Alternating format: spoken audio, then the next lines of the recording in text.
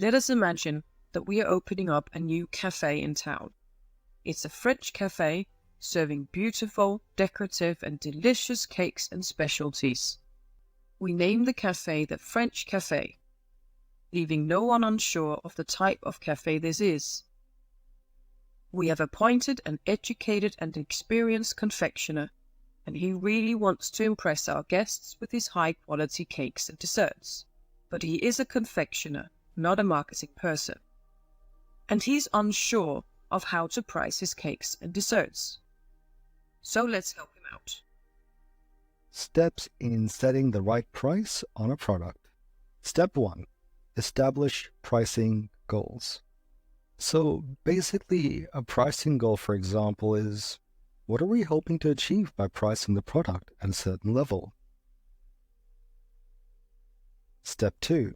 Fine-tune base price with pricing tactics. This is where you're going to be looking at your internal costs to work out what is the minimum we can possibly charge.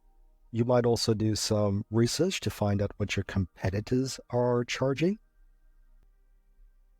There are many reasons why charging the right price matters to the success of our French cafe.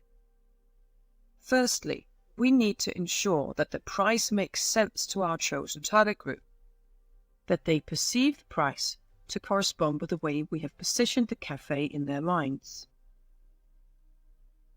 If we look in the window, we can see that this cafe serves high-quality, delicious French cakes, and that it has a decor that fits. Therefore, it would send a wrong signal if we were to charge very low prices, like offering an all-you-can-eat buffet for €1. So charging a price that doesn't correspond with the way we have positioned the cafe would leave our customers confused. Step 3. Choose a price strategy to help determine a base price. So working out really what is that minimum? And there's a lot of different factors to be considered here. The cost of making the product, the level of competition that's out there, the perceived value of your brand. I mean, think about this one, right? Wouldn't it be great if Toyota could charge the same for their product as, say, a Mercedes? But in reality, would the market be willing to pay Mercedes prices for a Toyota? Highly unlikely. Drawing a link back to the other elements of the marketing mix, we can say that we need to make sure that our price is in line with all other elements of the marketing mix. Secondly, we need to consider some financial circumstances about our chosen target group. And we need to consider how they are likely to value our goods and services.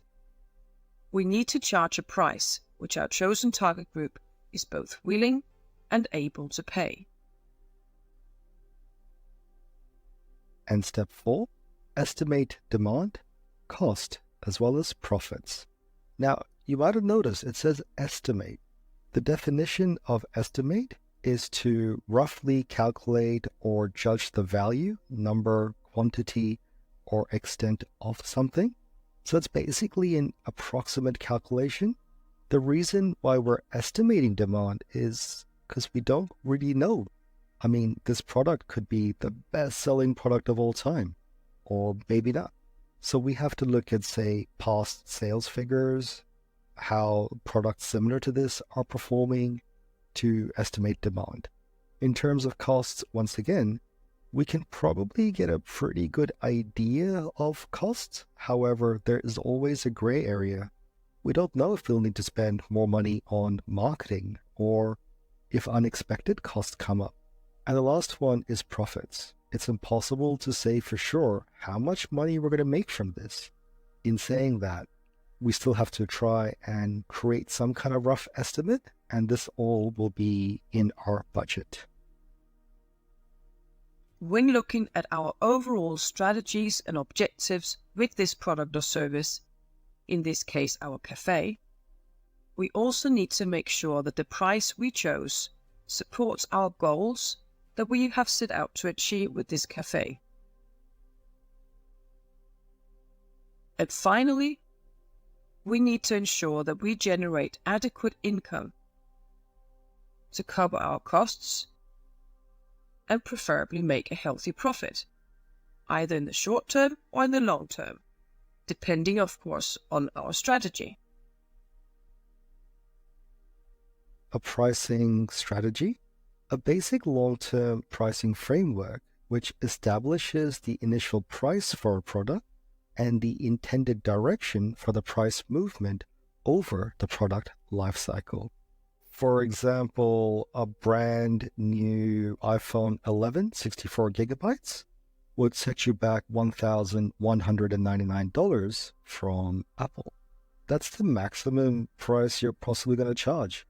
As a product goes through the product life cycle, it's only going to get cheaper as time goes by. Something to also note, pricing objectives fall into 3 categories: profit-orientated, sales-orientated, and status quo.